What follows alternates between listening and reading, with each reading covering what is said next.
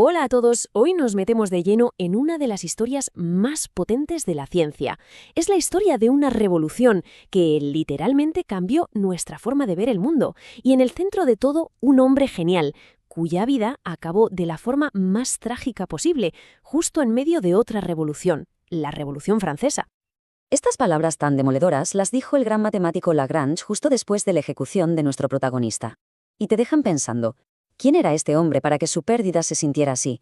Y sobre todo, ¿por qué un país que luchaba por la razón y la libertad mandó a la guillotina a su científico más brillante?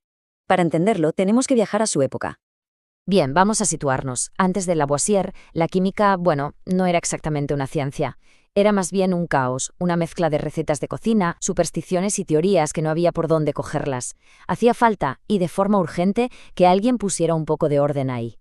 En aquella época, la idea que lo dominaba todo era la teoría del flogisto. A ver, para que nos entendamos, imaginemos que el flogisto era una especie de espíritu del fuego, invisible.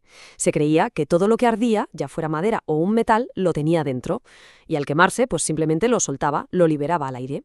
En un primer momento parece que tiene sentido, ¿verdad? Pero claro, aquí es donde la teoría hacía aguas por todas partes. Había una contradicción súper simple pero demoledora. Si algo pierde flogisto al quemarse, debería pesar menos. No más. Para intentar arreglar el desaguisado, los científicos de la época se sacaron de la manga una idea bastante loca, que el flogisto debía tener peso negativo. Una solución, muy poco convincente. Así que este era el panorama. La química todavía arrastraba ese aire misterioso de la alquimia con sus símbolos rarísimos y su rollo de la piedra filosofal. Pero Lavoisier tenía otra cosa en la cabeza. Él soñaba con convertir ese arte en una ciencia de verdad, tan rigurosa y predecible como podían ser las matemáticas. Y aquí entra en escena nuestro protagonista. Antoine Lavoisier no era el típico químico. De hecho, había estudiado leyes. Pero su verdadera pasión era la ciencia, y su arma secreta era algo tan simple como radical. Una obsesión casi enfermiza por medirlo y pesarlo absolutamente todo. Para que nos hagamos una idea de hasta qué punto llegaba su rigor, una vez cogió un recipiente sellado con agua y se puso a calentarlo sin parar durante 103 días. ¿Y para qué tanto lío? Pues quería comprobar una idea que venía desde la antigua Grecia, que el agua se podía transformar en tierra. Y al final del experimento, pues sí que había un polvillo en el fondo. Pero Lavoisier no se quedó ahí. Pesó el agua por un lado y el recipiente por otro. ¿El resultado? El agua pesaba exactamente lo mismo, pero el recipiente de cristal había perdido justo el mismo peso que el del polvillo. La conclusión era, de cajón, no había ninguna transformación mágica. La supuesta tierra era simplemente vidrio que se había desprendido con el calor. Con esta mentalidad, armado con la balanza más precisa de toda Europa, Lavoisier ya estaba listo para enfrentarse al mayor misterio de todos, el fuego. Estaba a punto de realizar el experimento que lo cambiaría todo y que daría a luz a la química moderna.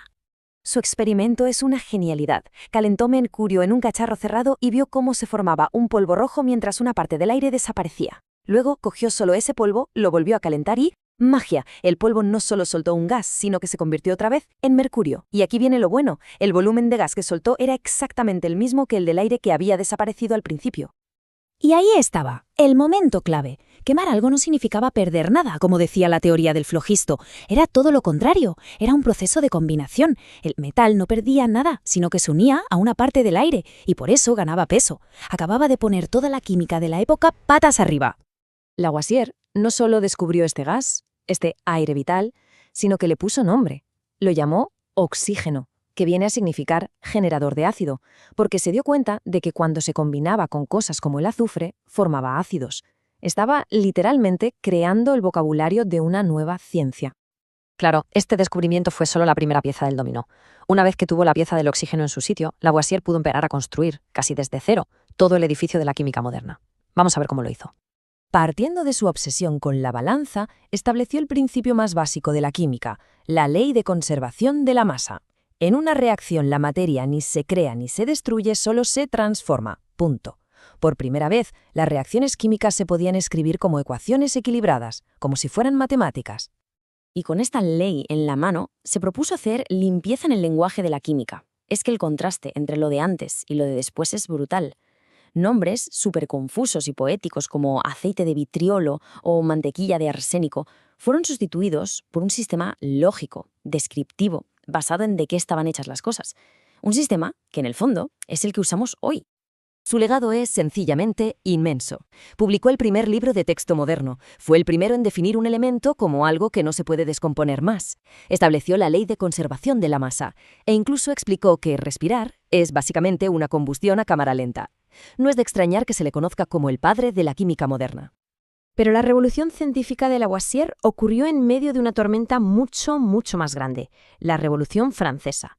Y por desgracia, el hombre que trajo la razón a la química iba a ser devorado por la furia de la política. Y todo se precipitó a una velocidad de vértigo. La revolución, que empezó en 1789, no tardó en volverse contra las instituciones del viejo sistema. La Academia de Ciencias, que era como la casa de Lavoisier, fue cerrada. Poco después, a él y a sus compañeros recaudadores de impuestos los arrestaron. En apenas unos meses, su destino estaba sellado. Es la gran pregunta que resuena hasta hoy, ¿no?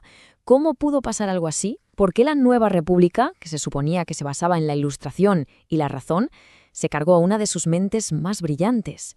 La respuesta, curiosamente, no está en su ciencia, sino en su otra vida.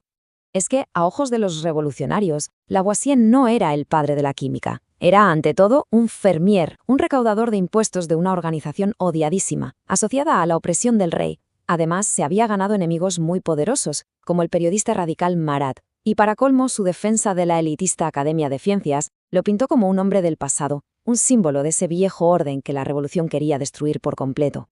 Se cuenta que cuando intentaron salvarle la vida, argumentando todo lo que había hecho por la ciencia, el juez soltó esta frase escalofriante.